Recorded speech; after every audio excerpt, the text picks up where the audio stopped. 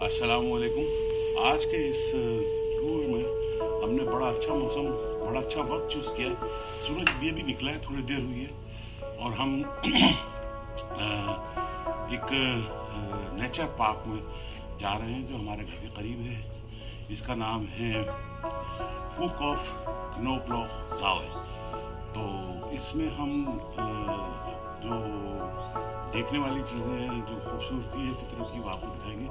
एक तो वो फिर आप कदरदानों का बहुत बहुत शुक्रिया कि आपने मेरे को अप्रिशिएट करा। बहुत सारे लोग थे जिसमें फ्रैंकफर्ट से शहजादा आलम, खास हाजी सलीम भट्टी, हैदराबाद से नीने, सिंध से नसीम शेरवानी, प्रोफेसर नसीम शेरवानी, कराची से मौज़म बादशाह मिर्ज़ा और जावेद नज़ीर, कनाडा से सयाह अब्बास रिजवी और भी बहुत सारे लोग थे जो फैमिली के साथ और मुख्तलिफ नए और पुराने चाहने वाले जो इस चीज़ को अप्रिशिएट कर रहे हैं। मैं उनका बहुत शुक्रगुजार हूँ। साथ रहिए हमारे स्टोर में, हम आपको नेचर पार्क ग्रुप ऑफ क्नोब्लॉक ज़ावे की आज सैर कराएंगे।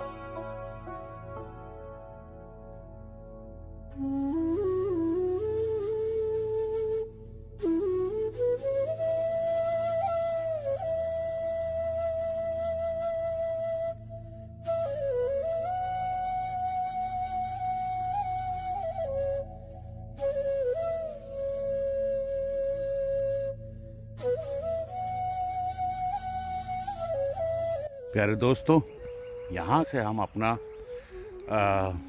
ये आज का ट्रिप प्लान कर रहे हैं। इसमें आप देख सकते हैं कि ये इस ट्रिप के मुतालिक बहुत सारी मालूमात हैं और इसमें तो तकरीबन तमाम चीज़ों के मुतालिक, जिसमें बाइक टूर्स हैं और भी दूसरी मालूमात हैं, तफसीलन बताया गया है। और ये देखें मुख्तलिफ, इसमें हम इसको ऑनलाइन भी आपको दिखाएंगे कि इसकी मालूमात आप कहाँ से हासिल कर सकते हैं। लेकिन ये टूर हम यहाँ से स्टार्ट कर रहे हैं।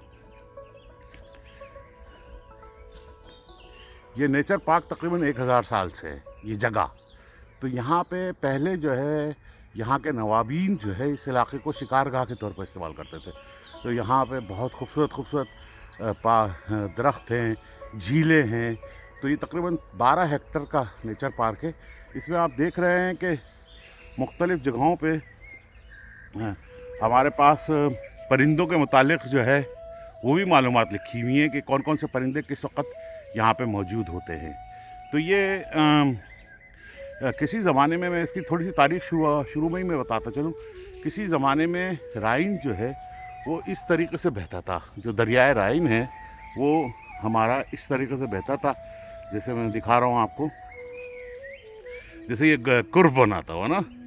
और ये 1700 के अवाखिर की बात है, 17वीं सदी के अवाखिर की।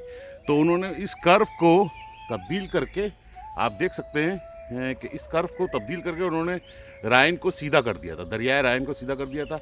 और 1800 के शुरू में दरियाए राइन में जो है जहाज़ रानी शुरू हो गई थी, जो कि समंदर से मुख्तलिफ़ चीज़ें लेके वो राइन के ज़रिए हॉलैंड तक जाती थी और हॉलैंड से वापस जहाँ तक के मौका होता था स्विट्ज़रलैंड तक जाती थी। तो ये एक उसका एक हल था वो जो 1800 के शुरू में यहाँ के बादशाह ने करवाया और इस जगह को अपने ज़ाती इस्तेमाल में ले लिया, जिसे ग्रीन सब चीज़ नज़र आ रही है ना। फिर उसके बाद 1952 में जर्मन हुकूमत ने इसको नेचर पार्क के तौर पे डिक्लेयर कर। लेकिन एक अच्छी खबर नहीं है। ये ऐसा लग रहा है कि बारिश का पानी बहुत ज़्यादा हो चुका है, जो कि सब जगह मौजूद है। तो अगर देखेंगे, अगर हमें ज़्यादा बारिश का पानी मिला तो हमें मजबूरन वापसी करना पड़ेगी। आप लोग दुआ करें।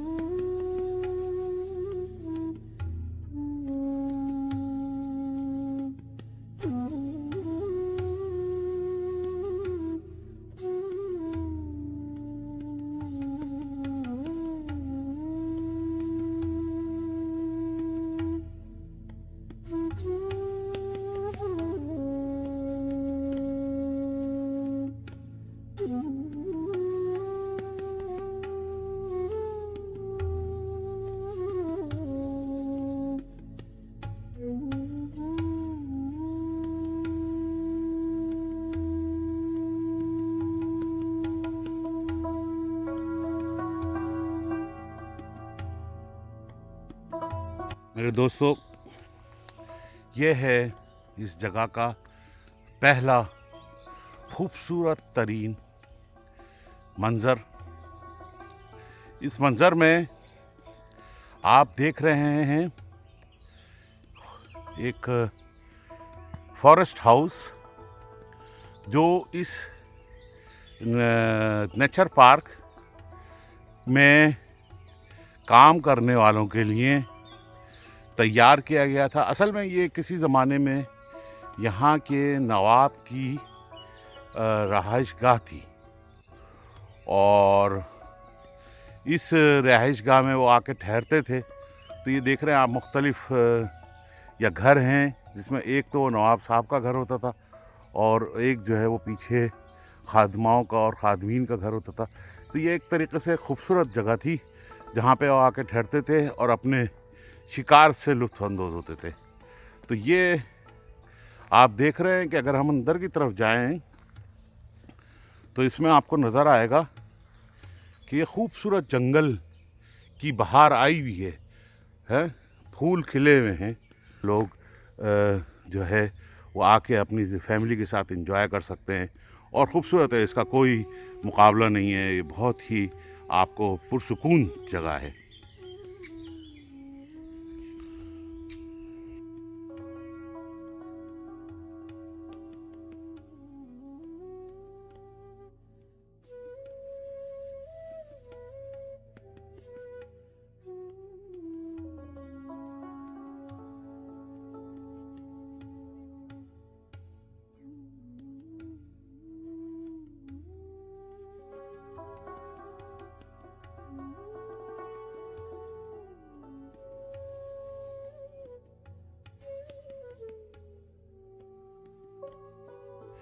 भाईजान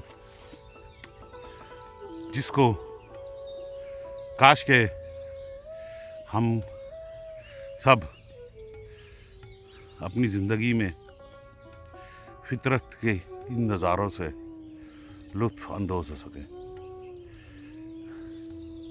हमें गमे रोज़गार ने इतना उलझा दिया है कि हम अपने करीब की फितरत के नज़ारों से भी दूर हो गए हैं। इसमें मैं ख़ुद भी शामिल हूँ और यकीन करें कि आखिर में ये पता चलता है कि सिर्फ़ एक छोटी सी कोशिश जो है, थोड़ा सा टाइम निकालना रोज़ाना के हिसाब से हमें इस कुदरती नज़ारे से, अल्लाह की कुदरत से रोशनास करने के लिए बहुत बहुत मौक़े अता करता है।